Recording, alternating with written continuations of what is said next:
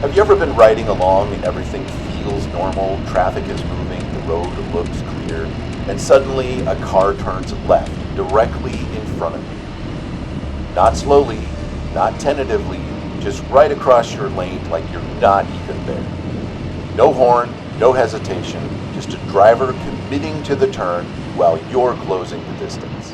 And the first thought that hits your mind is always the same. How did they not see me? If you ride long enough, you will eventually experience this moment. Some riders walk away from it with nothing more than a racing heartbeat. Others don't get that chance. The information we'll be discussing will help you become a safer, more aware rider. Today, we're going to talk about mistakes riders make on the road. Some are obvious. Things like target fixation, riding in a blind spot, entering a corner too fast, panic braking, or following too close. But there's one situation that deserves special attention, because intersections are the most dangerous place a rider will encounter. And the most dangerous moment inside that intersection is the left turn trap. TTI, the Texas A&M Transportation Institute, did a 5-year motorcycle crash analysis. In their analysis, they found that among multi-vehicle crashes at intersections, the most common contributing factor was failure to yield the right-of-way while turning left. So, no matter how long you've been riding, these tips are for you. You may just keep yourself from becoming a statistic. So hang on tight. Here we go. Welcome along for another Hangout, everyone. In our Hangouts, we discuss stories from the saddle, motorcycling experiences, and biker-related topics. Let's get to it. If you're a part of the 93% that are new to the channel, welcome. Something in the algorithm thought you might appreciate a different kind of motorcycle conversation. Around here, we go a little deeper. And to the returning viewers and frequent commenters, especially subscribers, I appreciate you more than you know. New at 5, a fatal crash in Escambia County, Florida this morning. The crash happened on Highway 29 near Milstead Road around 9 a.m. Florida Highway Patrol says a man riding a motorcycle at high speeds tried to lay his bike down to avoid hitting an SUV, turning left onto the highway. The biker was unable to avoid the vehicle and crashed into him. The motorcyclist was killed in the crash. Officials have not released the identity of the biker. The driver of the SUV suffered minor injuries. Here's the moment the driver is going to make his decision. Do you see something? If not, don't feel too bad. The driver didn't see anything either. Let's explain the term, left turn trap. It's one of the most common and dangerous situations a motorcyclist encounters on the road. It happens when a vehicle traveling in the opposite direction turns left across the rider's lane, directly into the motorcycle's path. The typical scenario looks like this. The rider is traveling straight through an intersection. A car approaching from the opposite direction is waiting to turn left. The driver looks towards the oncoming traffic, believes the lane is clear, and commits to the turn. But the rider is already there. Suddenly, the motorcyclist has very little time or space to react. The rider may try to brake hard, swerve, or do both, but because the distance closes so quickly, the margin for error is extremely small. This is why the situation is so dangerous. The motorcycle is approaching at speed, the car is crossing the rider's path, and the rider is forced into an emergency maneuver in a very short time window. This term trap is used because the situation develops in a way that can leave the rider with very few good options. From the rider's perspective, everything may look normal while approaching the intersection. The driver appears to be waiting. Traffic is moving normally. Nothing initially signals that danger is about to develop. Then the driver turns. At that moment, the rider is effectively trapped by the geometry of the intersection. The braking distance may be too short, the swerve space may be limited by other traffic, the crossing vehicle blocks the escape path. All craft, pull up! Take evasive action. Green group, steer across the holding sector of each other. Admiral, we have enemy ships in Sector 47. It's a trap. Sorry, I couldn't resist. The rider didn't intentionally enter danger, but once the turn begins, they are suddenly in a situation that's difficult to escape. Therefore the name, trap. I remember the first time it happened to me. I was riding through a fairly normal intersection, nothing dramatic, midday traffic, clear weather, good visibility. A car was waiting to turn left across my lane. I saw the driver looked right at me, at least I thought they did. So I rolled forward, assuming they had seen me and were waiting for me to pass. Then the car moved. Not slowly either. They committed to the turn like the road was empty. For a split second, my brain struggled to process what was happening. It's that strange moment where time compresses and your instincts take over. I squeezed the brakes and shifted slightly in the lane. I stopped. The driver finally noticed me and stopped right in the intersection, blocking traffic. They looked completely confused. Not angry, not apologetic, just confused, like they had no idea how I appeared out of nowhere. I have learned from experiences like these, every time I'm approaching a car waiting to turn left triggers a mental alert. That vehicle might turn. That guy doesn't see me. Riders who recognize the left turn trap early can prepare by adjusting lane position, covering the brakes, reducing speed slightly, and watching the vehicle's wheels for movement. Understanding these tactics doesn't eliminate the risk entirely, but it helps riders to anticipate a situation that otherwise appears suddenly and unexpectedly. And that anticipation can make the difference between a close call and a crash. And that leads to a question riders ask all the time. How can someone look directly at a motorcycle and not see it? One explanation is something called inattentional blindness. Human beings don't see everything in front of them. Our brain filters information based on what it expects to find. Drivers are usually scanning for cars, trucks, SUVs, semis, the usual stuff. Large shapes that fill a big part of the road. Motorcycles are smaller, so the driver's brain simply doesn't register the motorcycle as a threat, or even that it exists. They're looking, their eyes are gathering the information, but the brain doesn't process it, which means in the driver's mind, the intersection is clear. Headlamps can help a driver see you on the road. While they may not be looking for motorcycles, they are usually looking out for lights. How about this time? The headlamp really helps, doesn't it? I had another moment years later that really drove this point home. I was approaching an intersection with a pickup truck waiting to turn left. The driver looked directly at me. I could swear we made eye contact. So again, I assumed they were waiting. And then, just like before, the truck started to turn. The movement forced me into a quick brake and lane adjustment.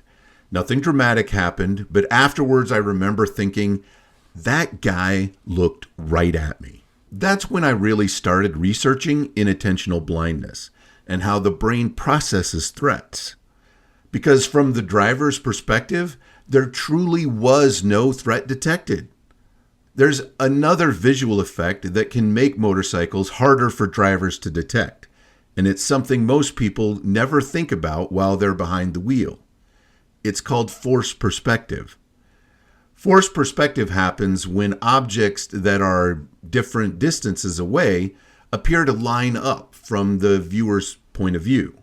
When that happens, one object can visually blend into another, almost like it disappears into the background. And motorcycles are especially vulnerable because they're narrow.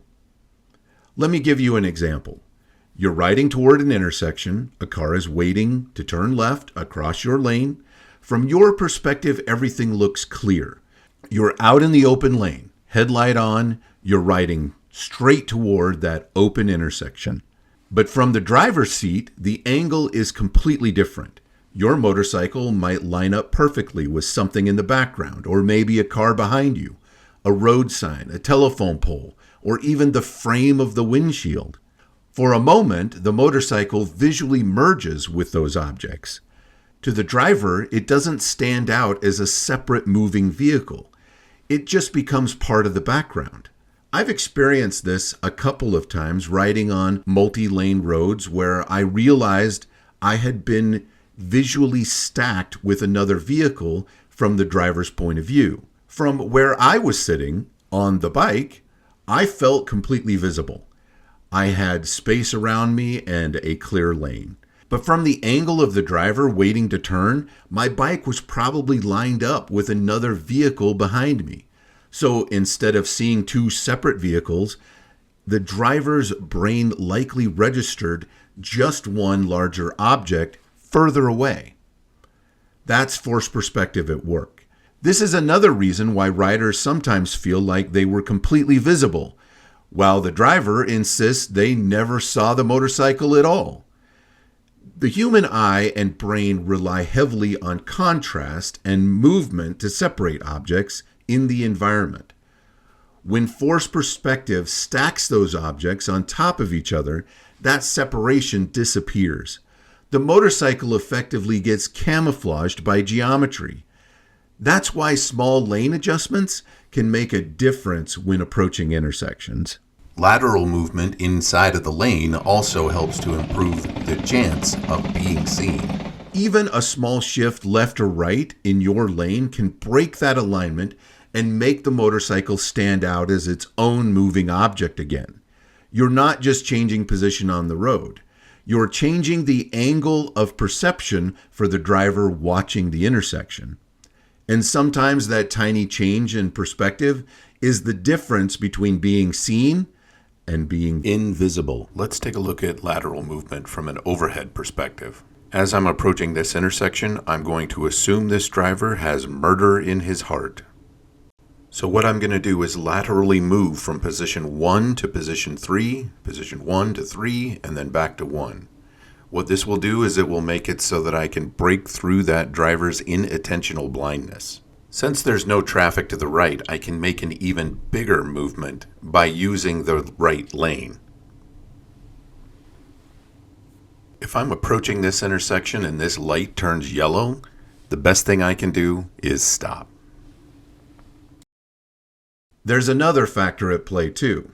Motorcycles create something researchers call a size arrival problem.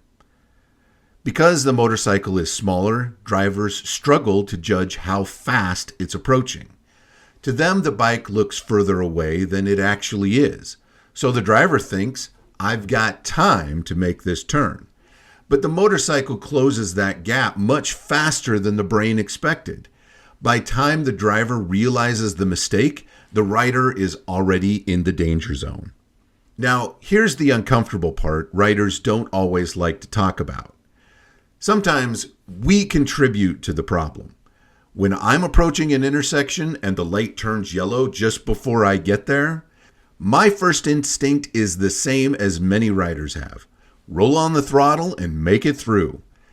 At the same time, a car waiting to turn left will see that yellow light too. In their mind, they probably think the same thing many drivers think. The vehicle coming toward me will slow down and stop. But we don't slow down, we speed up. And for a moment, the driver and the bike are both operating on completely different assumptions. If we're lucky, the driver will hesitate long enough for us to pass through. But this is one of those moments that reminds you how quickly miscommunication can happen at an intersection. Sometimes you can use other traffic as a shield, but often this can lead to a close call or worse.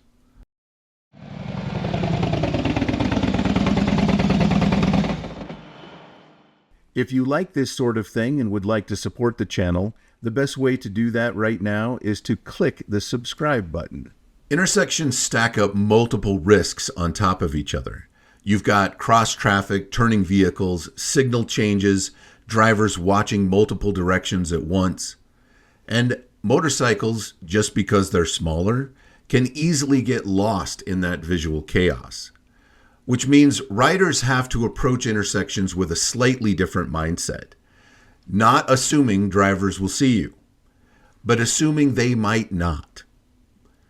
There are a few habits that can dramatically improve your odds. First, lane positioning. When approaching an intersection, try not to ride dead center in the lane. A slight shift left or right creates motion in the driver's field of view. That movement helps catch attention. Second, cover the brakes early. If a car is waiting to turn left, assume they might go. Preparing early gives you time to react. Third, adjust your speed before you get there. Even rolling off the throttle a little forces the driver to reassess the gap. And finally, watch the front wheels of the vehicle. Drivers lie with their signals all of the time, but the tires never lie. If those wheels start to move, you know exactly what's coming next. Riding mistakes come in many forms. Target fixation, blind spots, entering a corner too fast, panic braking, following too close, trusting a driver's signal, or focusing on the wrong threat. But when it comes to intersections, the left turn trap is the one every rider should always keep in the back of their mind. Because sometimes the danger isn't aggression or reckless driving. Sometimes the danger is simply not being seen. Now, I'm curious about something. Have you ever had a driver turn left in front of you like you weren't even there? What happened? And how did you handle it? Drop your story in the comments. I'd really like to hear how other riders deal with these situations. And if you found this discussion helpful, hit the like button so more riders can see it. The more riders who understand these risks, the more riders make it home safe after the ride. Coming up, we'll delve deeper into why motorcyclists often go unseen by drivers and learn the science behind the invisible biker phenomenon. We'll also explore fascinating solutions inspired by nature, like lessons we can learn from the golden dart frog, and delve into primal fear and negative bias to give rarely considered perspectives on how we can increase our ability to be seen and stay safe on the road. If you would like to learn the difference between being visible and being seen on the road, stick around and hang out a while longer by clicking this video. If you'd rather get out there on the road, this video is for you. I would really like to hear your ideas for Hangout topics and enjoy your questions or comments. I'll see you out on the road, and we'll see you next time.